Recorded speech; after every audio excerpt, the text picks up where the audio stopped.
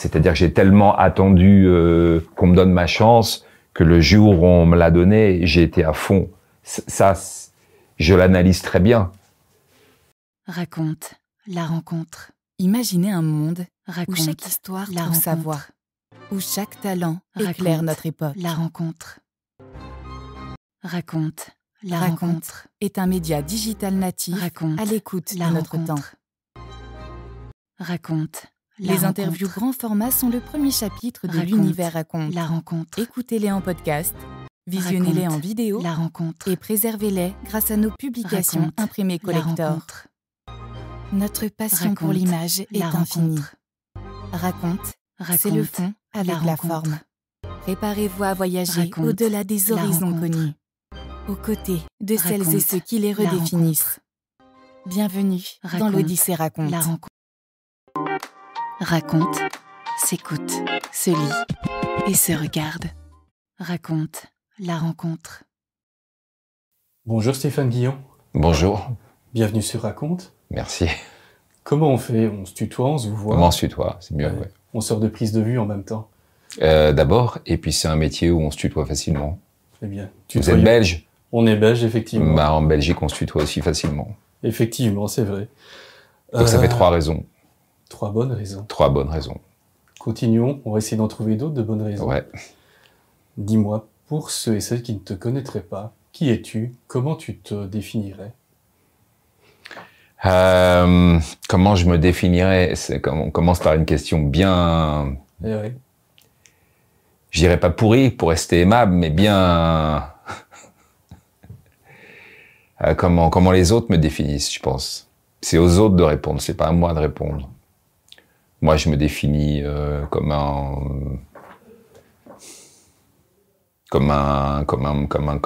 artisan, comme quelqu'un qui aime les beaux textes, qui aime être sur une scène, qui aime provoquer le rire, qui aime divertir, aussi bien par l'écriture que par le jeu, qui aime bien aussi pas trop se prendre au sérieux et apporter un peu de dérision dans une vie qui en manque parfois, de la dérision, du second degré, de la légèreté, du rire.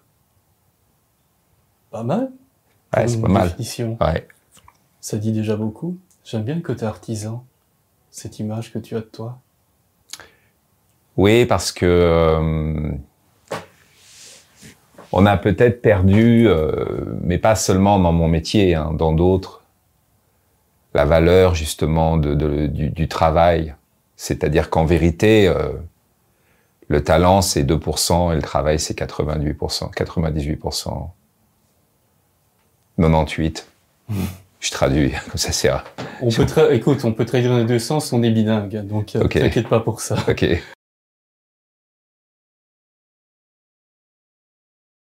On se voit aujourd'hui dans les coulisses du théâtre Antoine où tu joues. Le théâtre dans ta vie, c'est un chamboule-tout, c'est un moment de révélation. Oui, puisque à 17 ans, j'ai commencé à prendre des cours. À 18, j'ai rencontré un monsieur qui s'appelait Jean-Laurent Cochet, qui a été mon professeur pendant 2-3 ans et qui a été une sorte de référence, parce que c'était un monument du théâtre et qu'il avait une façon de nous parler du théâtre classique, des personnages... des grands auteurs. Pardon? Ça t'a tout de suite intéressé qu'on parle du théâtre classique? Ouais, immédiatement. La rencontre directe. Oui, parce que je me définis comme un acteur classique, je pense. Après, ça veut pas dire classique, ça veut pas dire suranné ou vieux. Ça veut dire que je pense que j'ai une forme de jeu qui s'inscrit dans une technique que j'ai apprise, que j'ai digérée, ce qui permet après d'aller vers une forme de modernisme. Mais mes maîtres étaient classiques, que ce soit Jean-Laurent Cochet ou Vera Gregg. C'est des gens qui pouvaient te parler pendant des heures d'une situation, d'un auteur, d'un personnage. C'est quelque chose qui t'a marqué? Oui, parce que ce sont les premières personnes qui m'ont intéressé. Le système scolaire ne m'a pas intéressé. J'étais inapte. Et c'est les premières personnes dans ma vie qui m'ont intéressé, qui m'ont passionné, qui m'ont captivé, qui m'ont donné envie d'apprendre, d'ouvrir un livre, de lire. Alors j'ai perdu 17 ans de vie au départ, mais voilà, ça s'est quand même passé à un moment. Et tu le dis très bien dans ta biographie, l'école, c'était pas ça, quoi. C'était pénible, long, pas adapté. Ouais. Dans les deux cas, Guillaume n'est pas adapté à l'école et l'école n'est pas adaptée à Guillaume. Je crois que l'école, non, c'est l'école. Non, c'est l'école qui n'est pas adaptée. L'école doit s'adapter. C'était pas à moi de faire l'effort, c'est à eux de faire l'effort. Moi, je suis un enfant, j'arrive dans un truc qui ne me convient pas. Donc, il faut qu'on me donne tout de suite un plan B, un plan C, un plan D. Il faut qu'on sache pourquoi je suis pas intéressé. Il faut qu'on m'intéresse. C'est intéressant comme approche parce que beaucoup de gens se disent il faut se fondre dans le moule et toi, directement, tu dis ben non, le moule doit s'adapter. Oui, bien sûr. Mais je le pense fondamentalement. C'est progressiste comme approche. Peut-être, écoute, tu vois, on parlait de classicisme et maintenant on parle de progressisme. Les deux sont pas incompatibles? Bah non. On va continuer dans le fil de ta vie. On va remonter un peu plus loin. Tu grandis en banlieue parisienne. C'était quoi, en gros, le contexte familial? Éducation à la fois artistique, culturelle, puisque ma mère est experte en Raoul Dufy, marchande de tableaux. Mon grand-père était aussi marchand de tableaux, expert de Raoul Dufy. Mon oncle est auteur, chanteur, compositeur. Et à la fois un milieu aisé, mais qui ne l'a pas toujours été. Au départ, on est dans un tout petit appartement à Levallois-Perret, en proche banlieue, et puis après, on va être en banlieue ouest de Paris. Mes parents vont commencer à gagner un peu d'argent. Donc j'ai un peu tout connu. J'ai connu les boîtes à bac, j'ai connu les lycées relous, j'ai tout connu en vérité. Qu'est-ce que tu as préféré? Les lycées relous. Pourquoi? Parce que je dirais que le seul endroit où je me sens mal, et encore aujourd'hui, c'est dans des milieux friqués. Et pourtant, tu as évolué dans une certaine vie parisienne par la suite. Ouais, mais je me sens très souvent mal à l'aise avec les gens avec les gens qui ont de l'argent et qui en font. Oui, ça c'est vraiment des endroits où je peux me sentir mal, pas à ma place, quoi. Alors qu'aujourd'hui, je suis pas à plaindre, j'ai de l'argent, mais je me suis longtemps interrogé là-dessus et j'ai pas la réponse. Justement, tu parles du rapport à l'argent. C'est quoi ton rapport à l'argent? Tu l'aimes pas? C'est un outil? C'est un moyen.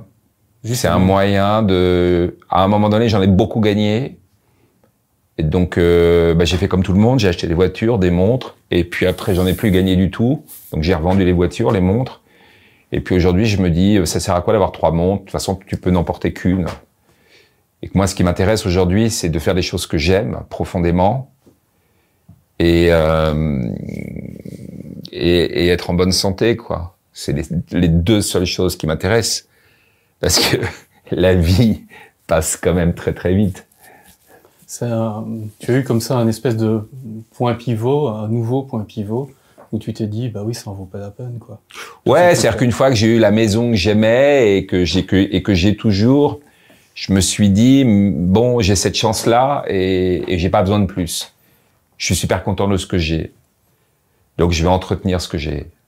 Raconte la rencontre. La vie se divise en deux moments, l'envie ou l'ennui. Ou l'ennui, tu crois? Ouais, je sais pas. Non, parce que je m'ennuie pas aujourd'hui, moi. Je m'ennuie pas. Parce que tu es passé au stade de faire ce que tu aimais. Moi, je faisais référence à l'époque d'avant, hein, pour contextualiser. Ouais, écoute... Aujourd'hui, j'ai cette chance de pouvoir choisir ce que je fais. Et artistiquement, c'est hyper important. Parce que quand t'es forcé d'accepter des choses pour bouffer, tu peux faire de la merde. Et la merde ne rend pas un acteur heureux. Et de la merde, on t'en propose pas mal quand même. Je pense que ça s'adapte à tous les créatifs. Il y en a beaucoup, ouais. Bon, Donc quand tu as, si tu veux, cette petite assurance que j'ai aujourd'hui, de pouvoir me dire, j'ai pas besoin de plus, j'ai un peu de côté, et donc je peux faire ce que je veux, aller jouer au théâtre public et gagner juste ce qu'il me faut, ça me va, quoi. J'ai pas besoin voilà. Et c'est très récent. Et c'est très agréable. Tu disais, on t'a souvent proposé de la merde. C'était quoi les pires merdes qu'on t'a proposées? Non, mais je vais pas.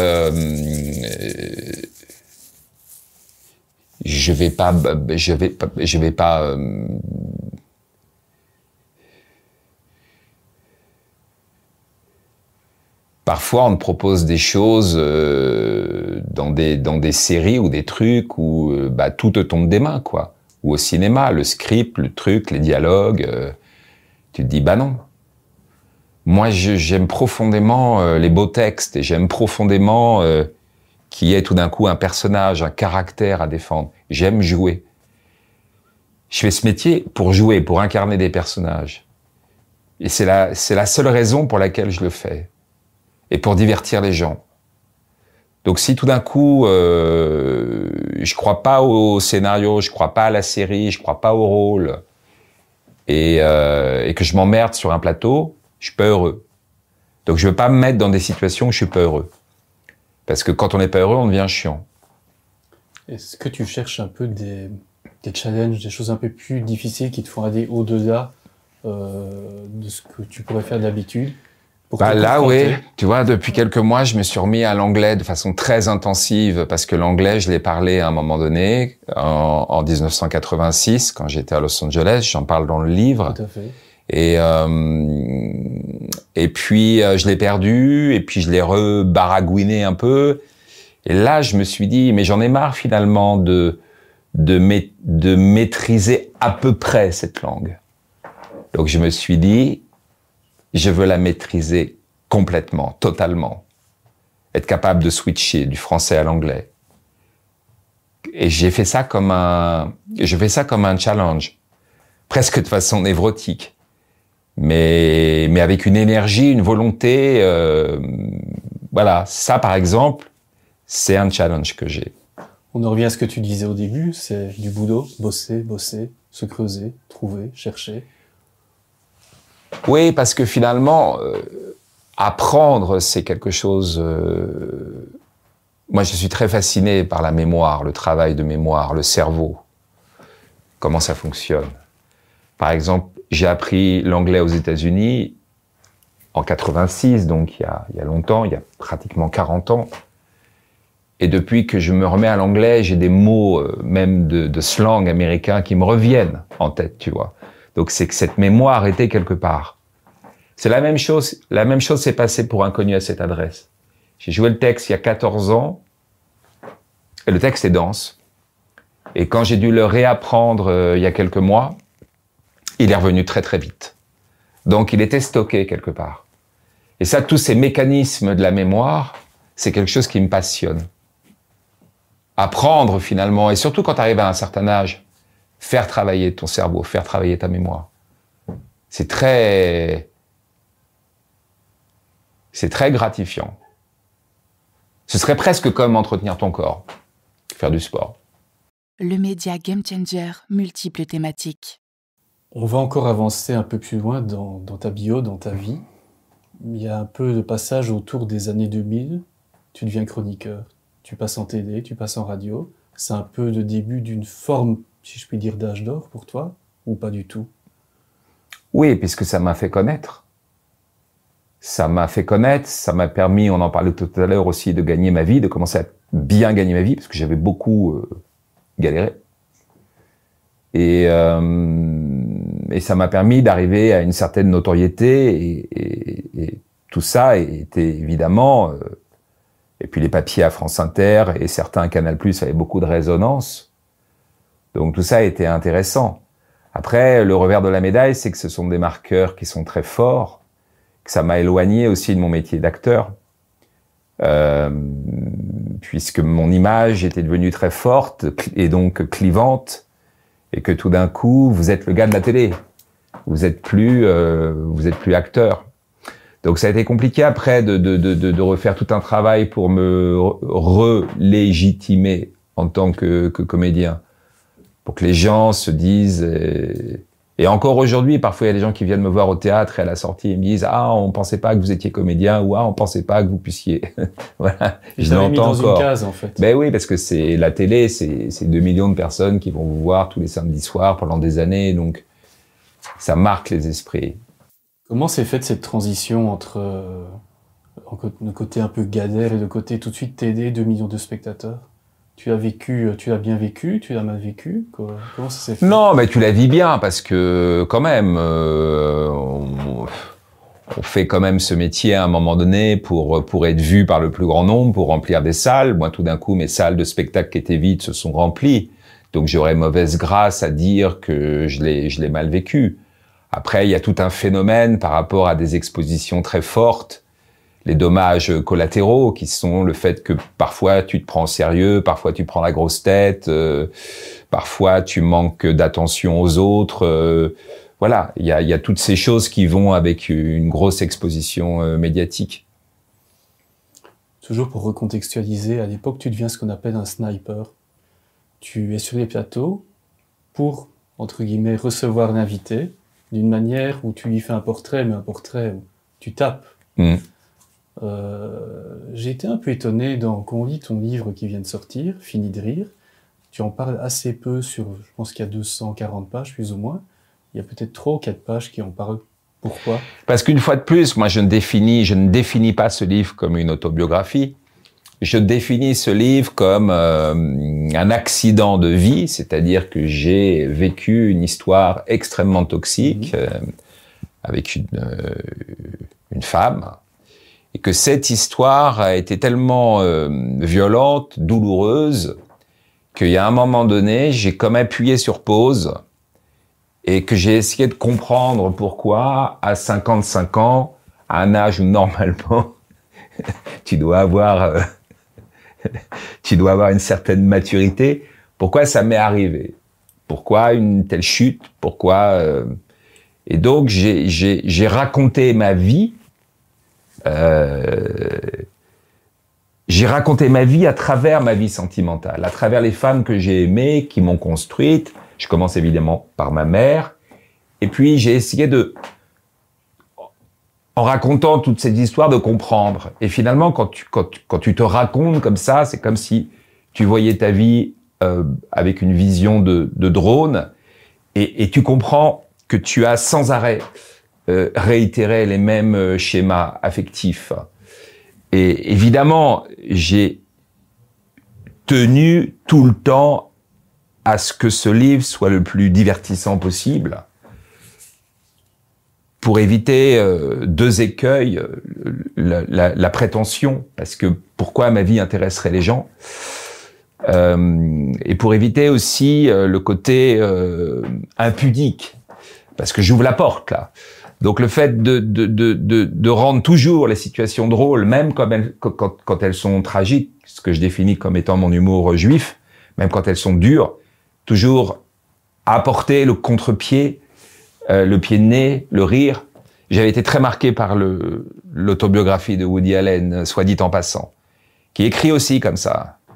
Alors je prends une référence haute, mais qui, même quand il raconte ses déboires sentimentaux, c'est drôle. C'est tout le temps drôle. Mais les drames font souvent des histoires drôles a posteriori, non? Oui, enfin tout le monde n'a pas non plus la capacité à rire de ses malheurs. Hein. Il y a des gens qui ne savent pas le faire. Moi, j'ai eu la chance aussi, peut-être le talent, de transformer cette errance, cette douleur en rire, en quelque chose, en faire une œuvre. C'est d'ailleurs une des phrases qui est en exergue dans le livre, c'est qu'aucun chagrin d'amour n'est inutile si on en fait une histoire. C'est-à-dire que la chance d'artiste, d'écrivain, c'est de pouvoir justement se servir de ça, de ce terreau-là pour pour en faire quelque chose d'autre, pour le transformer. C'est quand même ce livre m'a partiellement apaisé, comme quelque chose de thérapeutique. De thérapeutique, ouais. Ouais. On pourrait aussi parler de tes processus créatifs parce que tu es à la fois sur scène ou auteur et tout un tas d'autres choses. Comment tu t'y prends? Est-ce qu'il y a des méthodes? Est-ce qu'il y a une méthode, Guillaume? Non. Il n'y a aucune méthode, il y a juste l'envie, à un moment donné. L'envie de faire des choses. Est-ce que l'envie est toujours là? Bah non, c'est la chanson de Johnny Hallyday, c'est l'envie d'avoir envie. Et l'envie d'avoir envie. Cette phrase est absolument géniale. C'est-à-dire que, et surtout quand tu commences à prendre de la bouteille, à prendre de l'âge, il faut toujours essayer de se renouveler et de s'amuser. Jamais tomber dans une routine, dans des recettes, voire dans une aigreur. C'est vrai qu'il y a beaucoup de créatifs, hein. Ils trouvent le truc qui marche et ils vont le reproduire à l'infini et subir finalement leur création. On dit qu'on écrit toute sa vie le même livre et qu'on peint la même toile, c'est partiellement vrai. Après, il y a des gens qui ont trouvé un tel truc tout de suite, qu'ils l'ont reproduit, et tant mieux qu'ils les reproduisent, parce que ouais. Est-ce qu'il y a un médium que tu préfères, l'écriture, l'acting ou autre chose? Tu dis médium, toi? C'est ce qu'on apprend dans les écoles d'art. D'accord. Tu vois, tu m'as appris quelque chose. Je ne suis pas sûr à 100%, mais... Un médium que je préfère, écoute, non, encore une fois, ça répond à ta précédente question. Il y a des fois, j'ai envie d'écrire, j'écris, j'adore écrire, et des fois, je joue, j'adore jouer, je joue. Voilà, c'est selon les périodes. L'écriture te procure un plaisir différent de celui de comme tu dis, de l'acting, de jouer. Quand tu écris, tu as besoin d'être dans un état d'esprit particulier ou dans un lieu particulier, ou tu es capable d'écrire n'importe où, à n'importe quel moment? Non, écoute, peut-être que le seul endroit où j'ai du mal à écrire, c'est quand je suis dans ma maison en Corse, parce que la nature est tellement puissante, les paysages sont tellement forts, que là, c'est compliqué. J'ai qu'une envie, c'est de prendre mon sécateur et de me barrer dans le jardin. Tu vois, je suis happé par les éléments. Là, c'est compliqué. C'est vrai que t'écris mieux à Paris, sous le crachin, quand la nuit tombe à 17h. Donc, tu vois, par exemple, en ce moment, novembre, c'est une bonne période pour écrire. Ça te permet de t'évader. Raconte, où chaque format donne vie à une histoire. Le côté sniper, t'as pas envie d'en parler, en fait. Non, mais c'est pas que j'ai pas envie de parler de ma période de sniper, c'est-à-dire que... Est-ce que c'est dur d'être sniper? Parce que quand tu dois, entre guillemets, on te paye pour flinguer les gens sur les plateaux ou en radio, quand tu les recroises le lendemain, ou même pire, quand t'es en face d'eux, c'est dur ou pas? Bah d'abord, moi, ça fait très longtemps que je pratique plus cet exercice. Mais tu donc, l'as pratiqué, je l'ai pratiqué. Encore une fois, est-ce que je revendique tous les papiers que j'ai écrits? Loin de là. Si aujourd'hui je le refaisais, je le ferais différemment. Voilà, c'était une période.